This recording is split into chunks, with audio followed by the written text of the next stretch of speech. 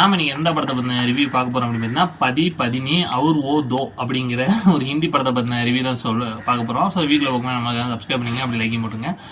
ஒருவேளை பேரை நான் தப்பாக சொல்லியிருந்தாலும் மன்னிச்சிக்கோங்க. ஓகே, இந்த படத்துடைய கதை என்ன அப்படின்னு பார்த்தீங்கன்னா, நம்ம ஹீரோ வந்து ஒரு வனவிலங்கு ஆஃபீஸராக இருக்காப்புல. ஸோ அவருக்கு ஒய்ஃப் இருக்காங்க. ஸோ அவர் லைஃபு நார்மலாக போயிட்டுருக்கு. ஸோ இந்த மாதிரி நேரத்தில் தான் அவங்களுடைய ஃப்ரெண்டு அவங்க இன்னொன்று ஹீரோயின். ஸோ அவங்க வந்து என்ட்ரி கொடுக்குறாங்க. ஸோ இந்த மாதிரி எனக்கு ஒரு ஹெல்ப் பண்ணணும் அப்படின்னு சொல்லி வராங்க. அதுக்கு நீ தான்ப்பா உதவி பண்ணணும் அப்படின்னு சொல்லிட்டு வராங்க. ஸோ சரி, ஹெல்ப் தானே அப்படின்னு சொல்லிட்டு இவர் பண்ண போகிறாப்புல. போன இடத்துல இவர் போய் அந்த ஹெல்ப் பண்ண போய் உதவி செய்ய போய் ஓதத்தில் மாட்டின மாதிரி இவர் போய் மாட்டிக்கிட்டு சில பிரச்சனையில் மாட்டிக்கிறாரு. அதுக்கப்புறம் அதை வந்து தப்பிச்சாரா இல்லையா, அப்படி என்ன பிரச்சனையில் மாட்டினாரு அப்படிங்கிறத மீதி கதையாக எடுத்துருக்காங்க. கதைன்னு எடுத்துக்கிட்டிங்கன்னா கொஞ்சம் ப்ரெடிக்டபிள் ஸ்டோரி தாங்க. இந்த மாதிரி ஸ்டோரி நம்ம நிறைய பார்த்துருப்போம். சொல்லப்போனால் இதெல்லாம் வந்து சுந்தர் சி சார் நிறைய படம் பண்ணிட்டாருன்னு தான் சொல்லுவேன்.